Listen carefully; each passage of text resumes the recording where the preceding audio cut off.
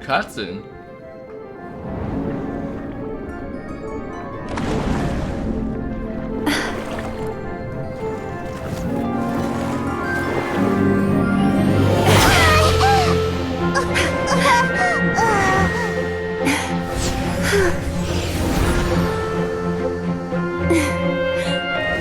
Hold on tight.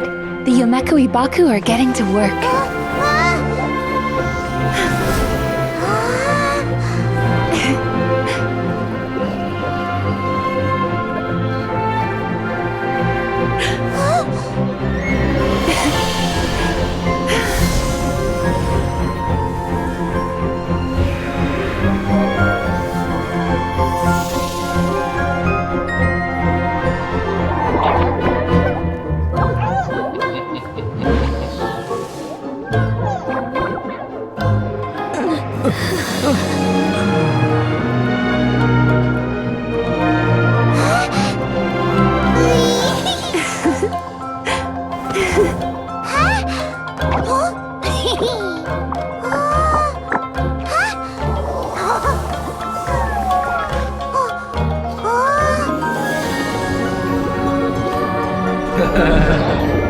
Yeah, boy.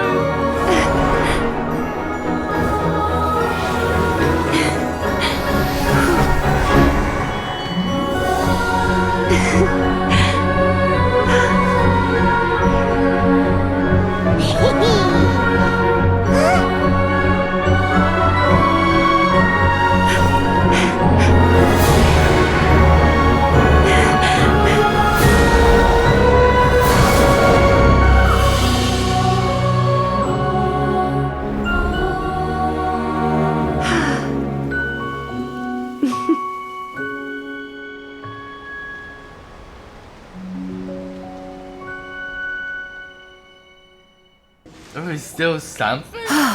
It's finally over. It's a good thing I had the foresight to ask them for help, or I'd be the one dying from indigestion tonight. They were very delicious. Traveler, could I pick your brain with another question? What do you think humans tend to have more of? Happy dreams or bad ones? If only that were true. Most people struggle to deal with their negative emotions. They bottle them up inside until they've festered and turned into nightmares. As a result, humans have far more bad dreams than good ones, and most happy dreams are short and fleeting. They are so rare that it's basically impossible for them to be shared with others. Heck, there are even people out there who only have the mind space to have happy dreams after they've given us their bad ones. Which is all to say that the dreams we get to taste are usually bad ones. No matter how hard we try, we can't seem to change this state of affairs. I once believed the only reason we yumemizuki existed was to serve as a disposal method for nightmares. It's a fate that we cannot escape, no matter how many dreams we eat or how many years pass by. Even though I call myself a clinical psychologist, I also have dark thoughts sometimes. I suppose that's the only problem I have. Still, after learning the principles of psychology, I came up with a new way to look at all of this. If we can use psychotherapy to help people come to terms with their emotions, they'll gain the ability to deal with their nightmares on their own, so they'll no longer need to call upon us for assistance. That way, more and more people can free up their minds for truly happy dreams, until there'll be enough to share around. A naive one, more like. Even though I've run this business for quite a long time now, it still hasn't come true. Not even once. So I must thank you, because after meeting you, I finally became sure that my wish is achievable, and knowing that is all the treatment I need against the dark thoughts I sometimes have.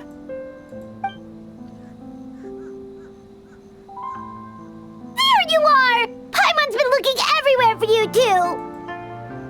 Paimon was just watching the Baku eat the nightmares. They got really full and started rolling around on their tummies. It was so cute. Anyway, that's why Paimon fell behind.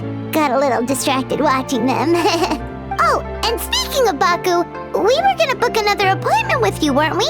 Remember? Before we got caught up in all those nightmare shenanigans? It's a little late for that now. Ask me again tomorrow. Oh. Still, the night is young. Want to stay here and watch the moon with me for a little longer? Huh? Oh boy. Excuse me! Hello! Please come register over here! What's going on? Why are there so many guests? Had I known, I'd have definitely turned some of them back. Oh, it looks like business is booming with Amura Ichigensai out of the picture. And it's good to see that Murasaki and Shion are well on the road to recovery. Morning, you two. Want to make an appointment? Yes, please! For today, if possible. Then I better get you another VIP pass. You're our most important customers, after all. Awesome! In that case, very important Paimon would like to start with the fine dining this time.